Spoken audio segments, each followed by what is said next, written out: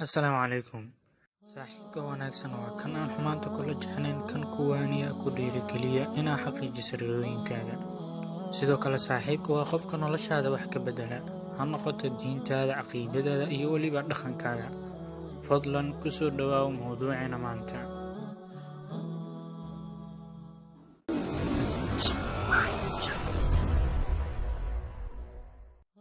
Sidaa ognahay dhammaanteen waxaynu leenahay saaxiibo kuwaasoo wakhtigeenu badanaa wada qaadano, ha noqdo jaamacad amaba goob kale. Sidaas darteed saaxiibkaagu wuxuu raad ku leeyahay noloshaada, ha noqdo saaxiib wanaagsan ama ha noqdo saaxiib aanan wanaagsanayn. Aan wanaagsanayn wuxuu mar walba kuu sheegaa xan, qurun iyo waxyaabo aan kheyr ku jirin, halka saaxiibka wanaagsan uu mar walba alla ku xusuusiyo, cilmi kuu sheego. Ugu yaraan marka aad joogto waxaad kala xishoonaysaa inaad agtiisa ku samayso xumaan. Waxaan idin soo gudbin doonaa waxyaabaha ay diinteena islaamka ka dhahday saaxiibka aanan wanaagsanayn iyo saaxiibka wanaagsan. Alla subxaanahu wa tacaala qur-aankiisa wuxuu noogu tilmaamay qolo aakhiro calaacalayso, waxayna ka calaacalayaan saaxiibada xun ay dunida ku samaysteen.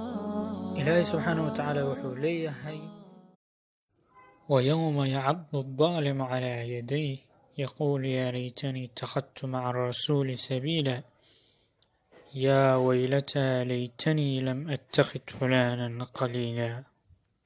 waxaad dadka u sheegtaa maalin uu daalimka fartiisa khaniini doono, wuxuu tamanina ama jeclaana bal nebiga jidkiisa maan raaco. halaageygii ninka hebel yaanan saaxiib ka dhigan, saas buu aakhiro ku calaacalaya.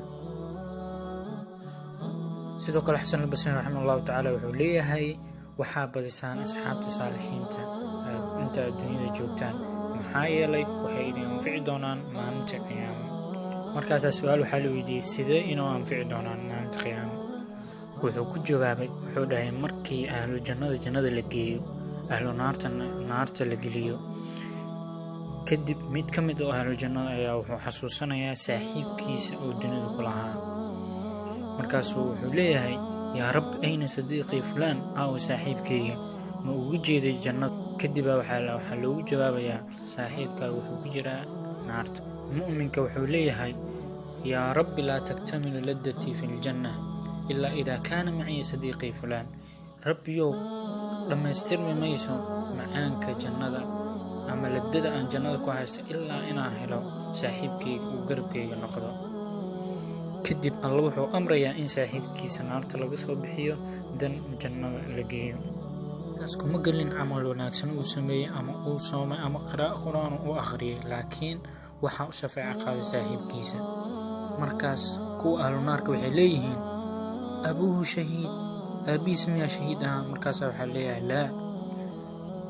kadib haddana waxay leeyihiin: malaa'igta miyaa u shafeeco qaaday ama ambiyada? markaas waxaa loogu jawaabayaa: maya, waxaa u shafeeco qaaday saaxiibkiisa fulaan. markaasay ahlu naarka waxay leeyihiin: فما لنا من شافعين ولا صديق حميم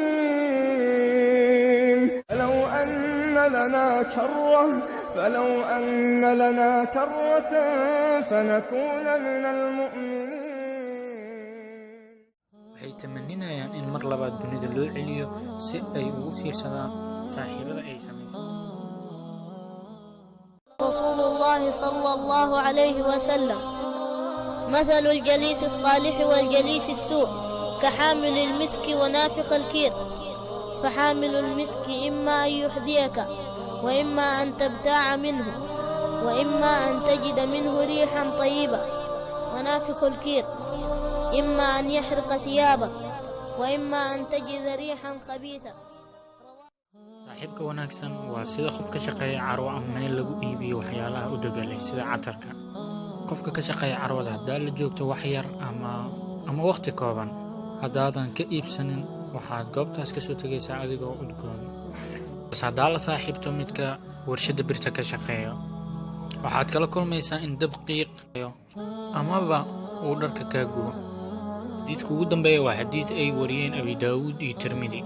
rasuulku sal allahu alay wasalam wuxuu leeyahay: maruu calaa diini qaliilihi falyandir man yusaaxibuh. qofka waxa uu ku sugan yahay dhaqanka saaxiibkii, ha iska fiiriyo qofka uu la saaxiibo.